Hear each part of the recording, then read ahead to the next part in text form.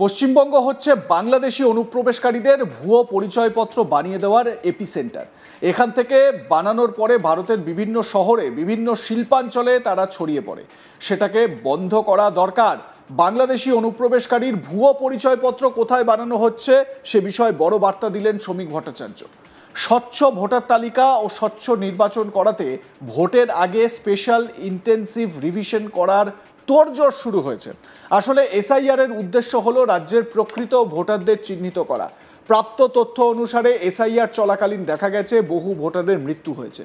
এমন অনেক ভোটার আছেন যারা রাজ্যের বাইরে বা অন্য বিধানসভা কেন্দ্রে চলে গিয়েছেন। এছাড়াও দু জায়গাতে ভোটার কার্ড রয়েছে এমন ভোটারের সংখ্যা নেহাত কম নয়। সেই কারণে সেই সমস্ত ভোটারকে তালিকা থেকে বাদ দেওয়া হবে। কমিশনের দাবি যোগ্য ভোটাররাই যাতে শুধুমাত্র নির্বাচনে অংশগ্রহণের সুযোগ পান, সেজন্য এই পদক্ষেপ।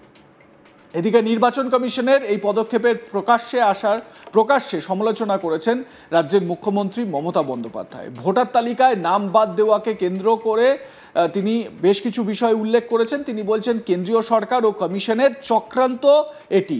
21-এর ধর্মতলার মঞ্চ থেকে তা নিয়ে ঝাঁঝালো বক্তব্যও রেখেছেন তৃণমূল সুপ্রিমো। এবার সেই বিষয়ে মুখ খুললেন রাজ্য বিজেপির সভাপতি শ্রমিক ভট্টাচার্য।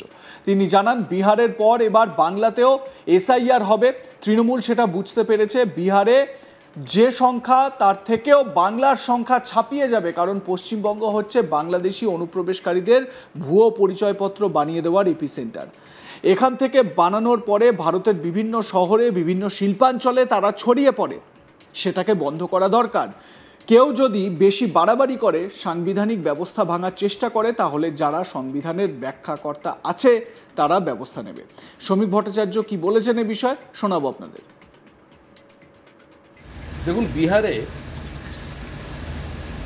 ইন্ডিয়া জোট হারতে চলেছে। বিহারে আবার ক্ষমতায় ফিরবে এনডিএ। ভয় আতঙ্ক থেকে রাজ্যে ভোট বয়কটের কথা বলে। ভোট বয়কট কারা করে?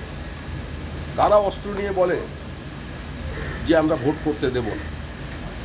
তো তাদের সঙ্গে যদি সহমত হয়, সেই মতাদর্শকে যদি মেনে নেয়, নতুন করে বলার কিছু নেই। আর পশ্চিমবঙ্গে এরপরে হবে, এটা তৃণমূল কংগ্রেস বুঝতে পারে। আর বিহারের যে সংখ্যা, সেই সংখ্যাকে আমার মনে হয় পশ্চিমবঙ্গ ছাপিয়ে যাবে। কারণ পশ্চিমবঙ্গ হচ্ছে বাংলাদেশি অনুপ্রবেশকারীদের ভুয়ো পরিচয়পত্র বানিয়ে দেওয়ার একটা এপিসেন্টার, এবং সেখানে বানানোর পরে তারা ভারতবর্ষের বিভিন্ন শহরে বিভিন্ন শিল্পাঞ্চলে ছড়িয়ে পড়ে। সেটাকে তো বন্ধ করা দরকার। দেশটা তো ধর্মশালা নয়। আর কেউ যদি বেশি বাড়াবাড়ি করে, কেউ যদি এই সাংবিধানিক সংস্থাকে, সাংবিধানিক ব্যবস্থাকে ভাঙার চেষ্টা করে, সাংবিধানিক ব্যবস্থাকে যদি ভেঙে দেয়, তাহলে যারা সংবিধানের কাস্টোডিয়ান আছেন, যারা ব্যাখ্যাকর্তা আছেন সংবিধানে, তারা ব্যবস্থা নেবেন। একই সঙ্গে ভোটার লিস্ট প্রসঙ্গে তিনি বলেন, মূল লক্ষ্যই হলো মৃত ভোটার লিস্টকে ত্রুটিমুক্ত করা। মানে তিনি বলছেন যে যারা মারা গিয়েছেন, মৃত্যু হয়েছে যাদের, তাদের নামও কেন ভোটার লিস্টে এখনো থাকবে? এই যে ত্রুটিটা রয়েছে, এই ত্রুটিমুক্ত করাই হচ্ছে লক্ষ্য। ভোটার লিস্ট থেকে মৃত মানুষদের নাম বাদ দেওয়া, এটাই হচ্ছে কাজ। এই যে বিধাননগরে নির্বাচন হলো, আমার জীবনের কত বড় দুঃখের দিন বলুন তো। কোভিডের 18 দিনের ব্যবধানে আমার বাবা মা চলে গেছেন। আমি যখন ভোট দিয়ে বিকেলে বাড়ি ফিরলাম পার্টি অফিস থেকে, তারপর জানতে পারলাম 3:30-র সময় আমার বাবা মা এসেছিলেন সল্টলেকে ভোট দিতে। তারা ভোট দিয়ে চলে গেলেন। ওই সময় যদি ভোট দিতে যেতাম তাহলে দেখা হতো। এগুলি কি কেউ চায়? স্বাভাবিকভাবে রোহিঙ্গা মুক্ত, বাংলাদেশের অনুপ্রবেশকারী মুক্ত এবং ভুয়ো ভোটার মুক্ত যে স্বচ্ছ ভোটার তালিকা বেরোবে, তা সকলের গ্রহণ করা উচিত বলে ব্যাখ্যা শ্রমিক ভট্টাচার্যের। শুনুন। রিভিশন একটা কন্টিনিউয়াস প্রসেস, সবসময় রিভিশন হয়ে থাকে। আর নির্বাচন কমিশন একটি সাংবিধানিক সংস্থা, স্বশাসিত সংস্থা। এখানে সরকারের কিছু করার নেই, কোনো রাজনৈতিক দলের কিছু করার নেই। তারা সংসদকে অচল করছেন, সংসদের সঙ্গে ধর্ণা দিচ্ছেন। এটা অত্যন্ত দুর্বল চিত্রনাট্য। সুপ্রিম কোর্টে যান না, সেখানকার দরজা খোলা। 2024-কে তারা রাখতে বলছেন। তাহলে কি 2024টাই যদি ভিত্তি হয়, তাহলে কি এরকম কেউ দাবি করেছে যে 2021 সালে যে ভোটার লিস্ট রয়েছে, তাহলে মমতা ব্যানার্জি পদত্যাগ করুক? সেটা হয় নাকি কোনো সময়? 2021-2024-এর বিষয় নয়। মূল লক্ষ্য হলো ভোটার লিস্টকে ত্রুটিমুক্ত করা, মৃত মানুষের নাম ভোটার লিস্ট থেকে বাদ দেওয়া। এই যে বিধাননগরে নির্বাচন হলো, আমার জীবনের কত বড় দুঃখের দিন বলুন তো। আমার মা বাবা চলে গেছে কোভিডে 18 দিনের ব্যবধানে। আমি যখন ভোট দিয়ে বিকেলে বাড়ি ফিরলাম পার্টি অফিস থেকে, তখন জানতে পারলাম 3:30টার সময় আমার বাবা মা এসেছিলেন সল্টলেকের এপিজে স্কুলে ভোট দিতে। তারা ভোট দিয়ে চলে গেলেন। ওই সময় যদি ভোটটা দিতাম দেখা হতো। এগুলো কি কেউ চায়?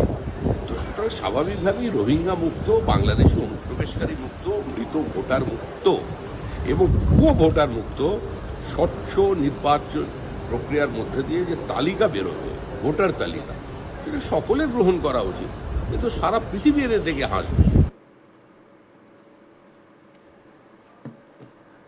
তিনি শিক্ষকদের চাকরি চলে যাওয়া প্রসঙ্গে বলেন, চাকরি চোরদের বাঁচানোর জন্য তৃণমূল কিছু মানুষের জীবন যৌবন নষ্ট করে দিয়েছে। কি বলেছেন শ্রমিক, শুনুন। দেখুন, তারা তো বাংলাতেই পড়াচ্ছে। এই যে বাংলা ভাষার মর্যাদার কথা বলছেন, বাংলা বাঙালির লড়াইয়ের কথা বলছেন, তা যারা বাংলায় বিজ্ঞান পড়িয়েছেন, বাংলায় ইতিহাস ভূগোল পড়িয়েছেন, বাংলায় অঙ্ক কষিয়েছেন, তাদেরই তো আজকে এই দুরবস্থা। 10 বছর চাকরি করার পর যদি কারোর চাকরি না থাকে, তাকে যদি ফ্রেশারদের সঙ্গে কম্পিটিশনে বসতে হয়, এটা তো নিঃসন্দেহে চিন্তাভাবনা করা উচিত। আমার মনে হয় মহামান্য সুপ্রিম কোর্টেরও এটা ভেবে দেখা উচিত। কারণ আদালত মানুষের জন্য জন্ম নিয়েছে, আদালতের জন্য মানুষ জন্মায়।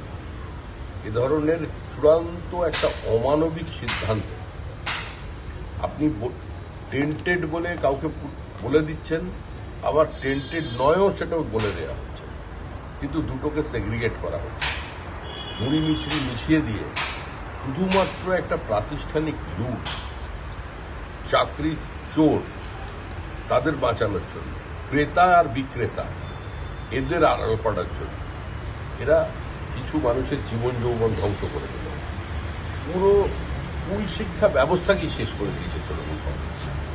আর আজকে যদি এই সমস্যার সমাধান না করা যায়, তাহলে অদূর ভবিষ্যতে পশ্চিমবঙ্গের এই এসএসসির ওপরে আর মানুষের প্রথম কোনো আস্থা নেই।